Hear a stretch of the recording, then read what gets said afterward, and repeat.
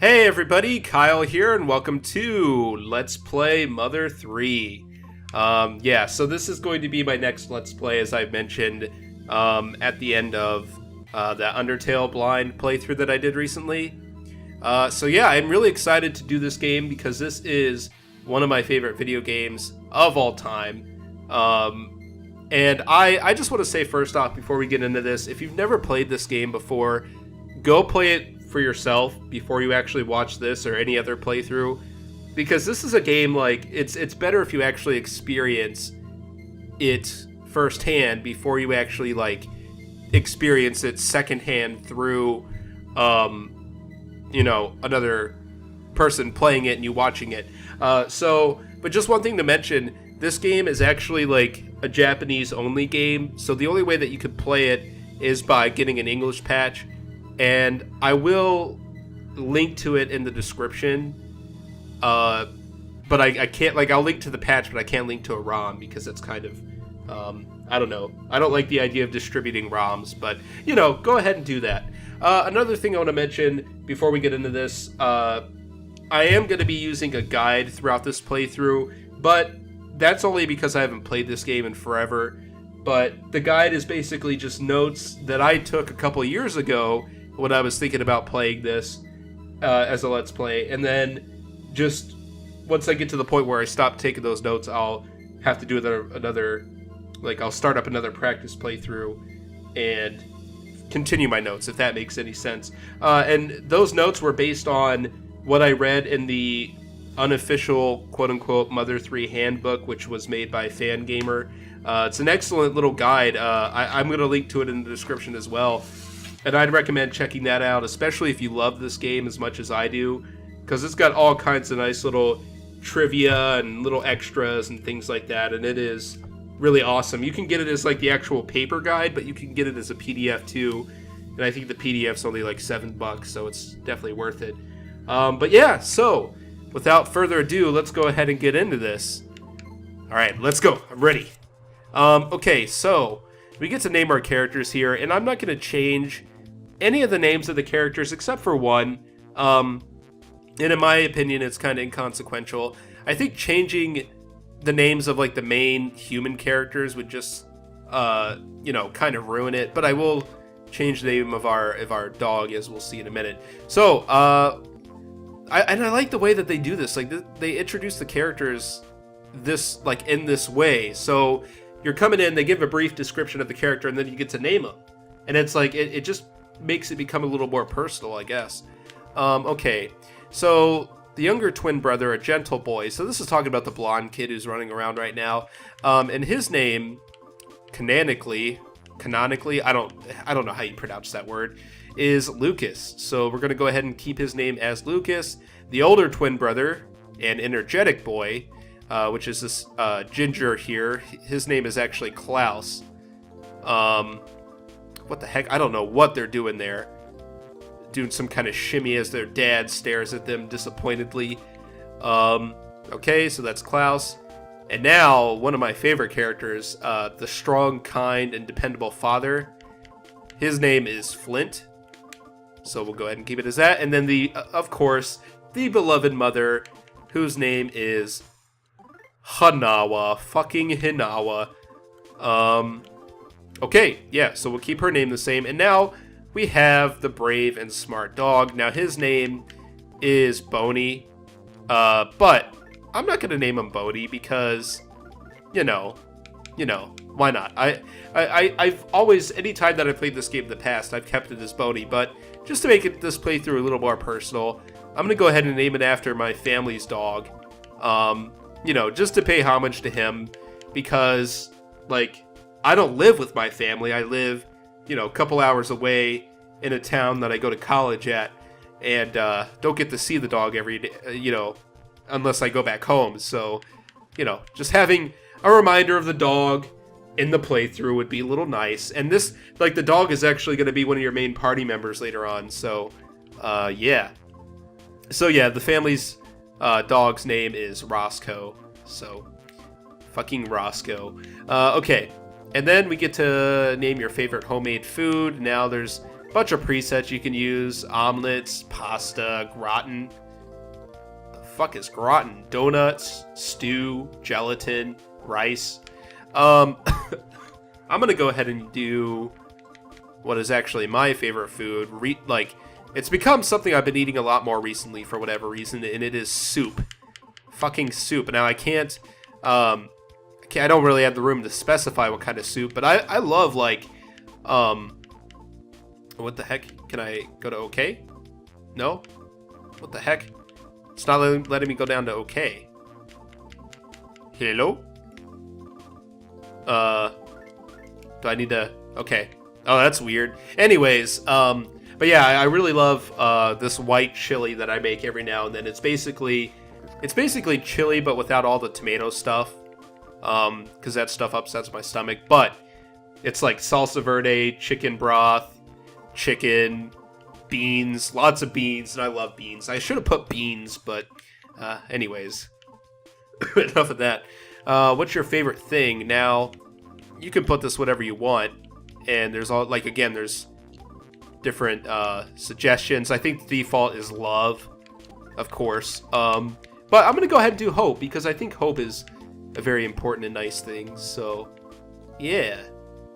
And basically what this does is it names your big ultimate attack that you get eventually, and it kind of, you know, it plays a pretty significant role. So you should make it what is literally your favorite thing for the best impact. Okay, so that is it. And then it's going to let us choose a few more things. So text speed, medium, just to speed this along, melon. Okay.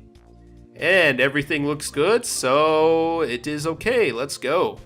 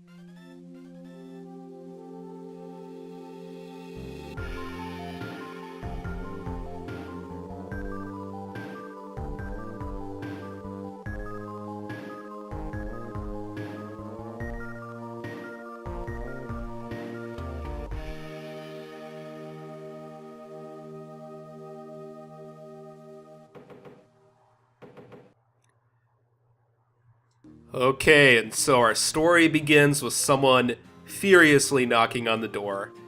Who could that be? Oh, Lucas, how long you're gonna sleep?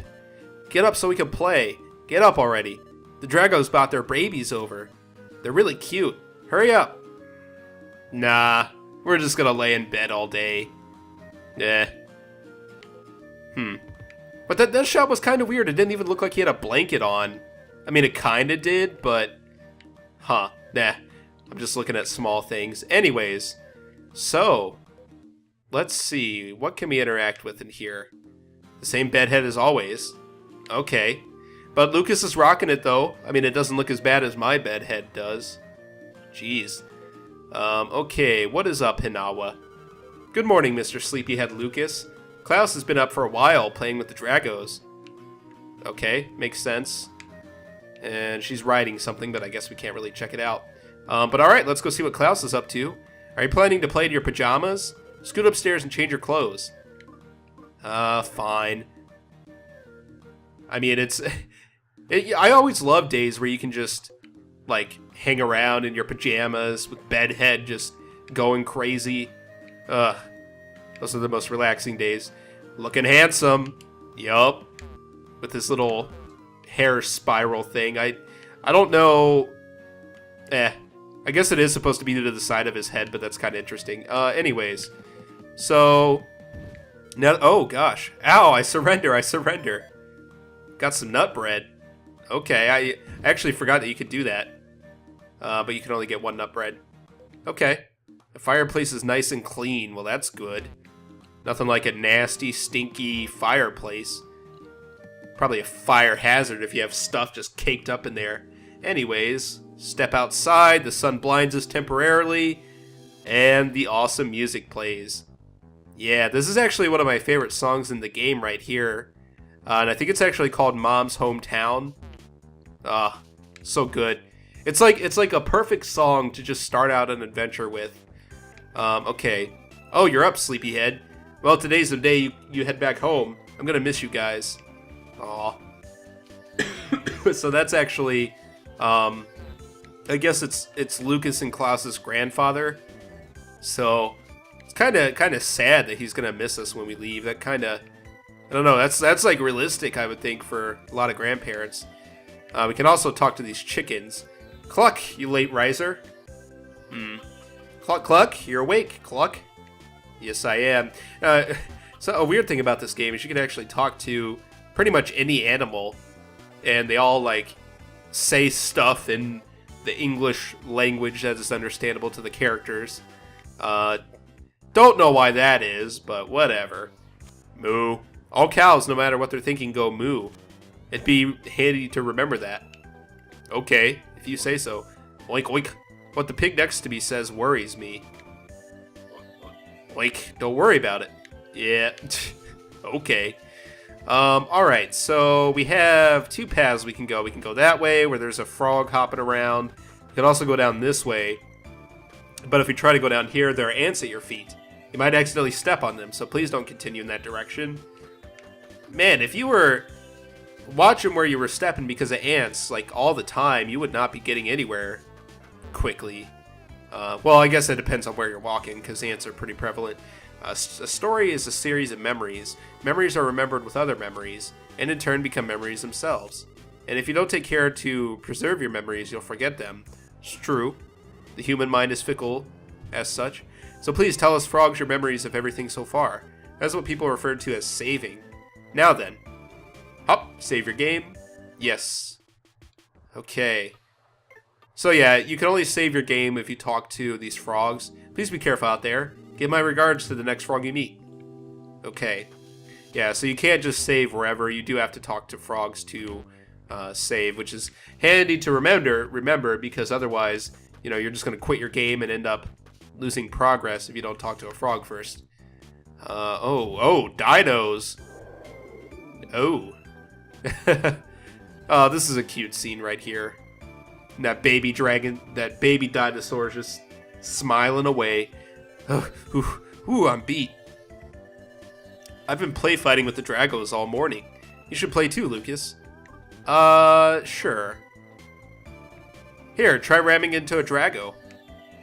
Klaus, Lucas still doesn't know how to ram into things yet. He, nudge, nudge, wink, wink. Ugh. Lucas, try to imagine a thing called a B button, and then hold the B button for a second and then let go. Doing this will let you dash. And by using this dash ability, you can ram into that Drago there. Klaus, show him an example. Okay. Yeah, so we were dashing around, and I've already showed this. Like, before we even left the house, I had dashed into Hanawa. Yes, just like that. Now it's your turn, Lucas. Give it a try. I don't really think that this ability is used too much, especially, like, late in the game. Yeah, like, I know that there's a couple instances where it, like, it's you need to do it to proceed, but that's only, like, in the first few chapters of the game. Anyway, this Drago is friendlier than it appears. Okay. This Drago baby was just recently... read it right, man. This Drago baby was born just recently. Maybe that's why he's so happy he hasn't seen all the horrors of the world yet. This Drago has gentle eyes. Okay, well, let's ram into it, why don't we?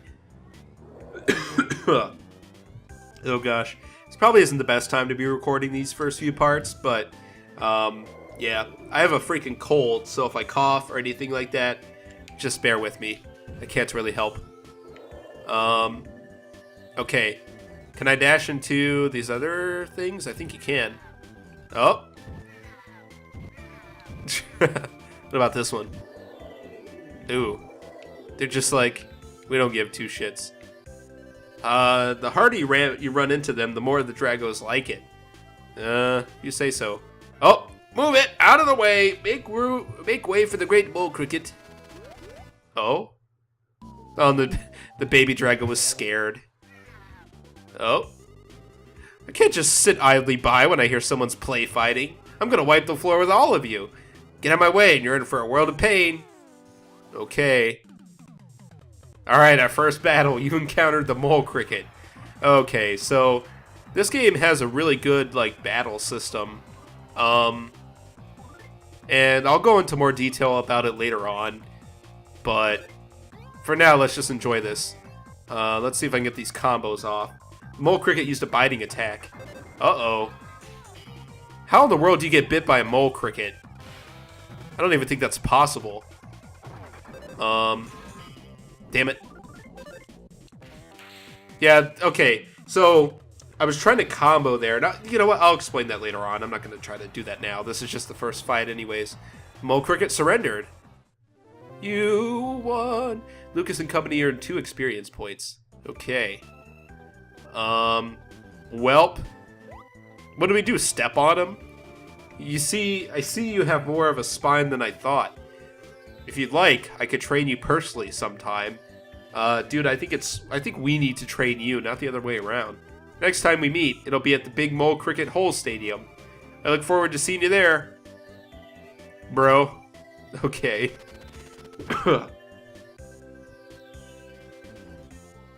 Oh? I think there was supposed to be a sound there, but either I missed it or the emulator just didn't play it. I stepped on a mole cricket. I hope it's alright. Yeah, it's supposed to...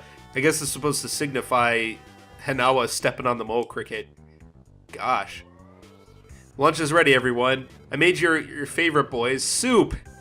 Just soup. Oh, lunch, soup. Okay. Again, the non-specified soup. You too, Dad. I like... This game has an awesome sense of family, and I love it. Now then. Listen, folks. Here's how to save. Talk to frogs. This is how you save. It's not too tedious or troublesome, so you should talk to frogs as often as you can. I've already said this. Plus, saving is absolutely free. Now then, it's time for me to return to the story.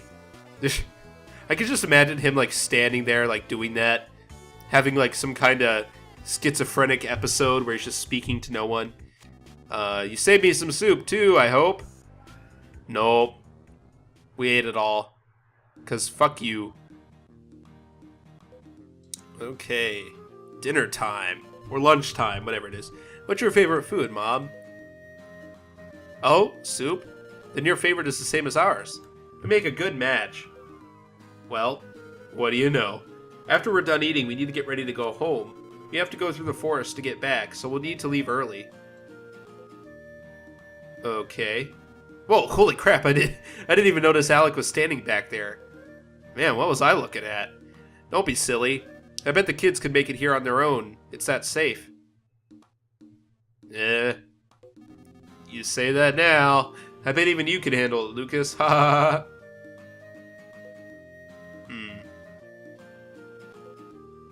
Yeah, poor Lucas. He gets picked on a lot in the first part of this game. But that's okay. Oh, this is an awesome scene, too. Dear Flint, just like you said they would, the children have been running around the mountains and fields tirelessly since the moment we arrived. Klaus is as daring and full of energy as ever, while Lucas is still a bit coddled, but neither one seems tired of playing at all. My father seems sad to say goodbye to his grandchildren after seeing them for the first time in so long, but we should be home by this evening. I have forgotten how nice and refreshing the mountain air is. You're always covered in the smell of sheep back in Tazmilly Village, so I really wish you could have been here to take in this air. The next time we visit, let's ask one of our neighbors to tend to the sheep so we can all come up here as a family. Klaus, Lucas, and I were always thinking about you. When we get home this evening, I'll start cooking some of your favorite soup right away. With love, your dearest Hinawa. Aww. I wonder how long they had been, like, up here. Because the way this note, like, this letter makes it sound, like they were gone for months or something. But considering, like, how quick it actually, like, how quick of a trip it actually is to get back to where they live, that makes no sense. But anyways. Uh-oh. Yep, just shake it off as nothing, I guess.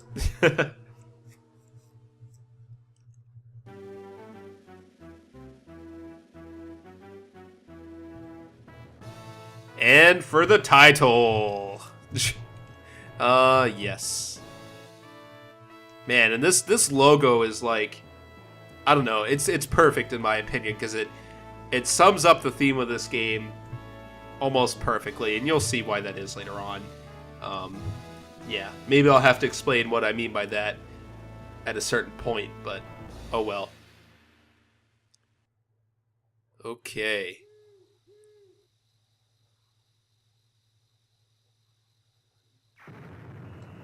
Uh-oh. Someone's setting up the bomb. Not good. Not good. Oh, man. See, what are the best things about this game? Not to talk over this really good scene, but the way that this game, like, conveys emotion and just, like, the general thoughts of the characters. They do it, like, a lot through nonverbals, and it's so good. Like these bozos here, just throwing a bomb. Yep, so you can tell that these guys are just goofy characters just from that. Oh man, they're also assholes apparently, setting a forest on fire. Yeah, they're gonna piss off Smokey the Bear. I wonder how many people of LP'd that game have said that same joke. Oh well. The whole town is frightened, understandably so. Chapter 1, Night of the Funeral. So that whole thing that just happened, that was, I guess, sort of the prologue, but it introduced, like, the vast majority of everything that's important in this game just in that short period of time, so it works. Flit! Flit! Flit! It's a fire! A fire! A fire! The Sunshine Forest is on fire in a huge fiery, flamey fire. And enough with the, what is that, alliteration? Something where you, like, repeat the same letter, like, multiple times in a row. Or sound. I don't know. You're looking pretty handsome, but this is no time for that. If you say so. Okay, well, just like with Undertale, I'm going to try to keep these videos around the 20-minute range. This one just went on a bit longer because, you know, it's the first episode. But, yeah, so I hope you guys will stick around for this journey. I think it's going to be a lot of fun for myself, and I hope it's going to be fun for you guys too. And I guess next time we just continue on and see what's going on with the fire and the village and everything else. So thank you guys very much for watching, and I hope you will join me next time on Let's Play Mother 3. See you then.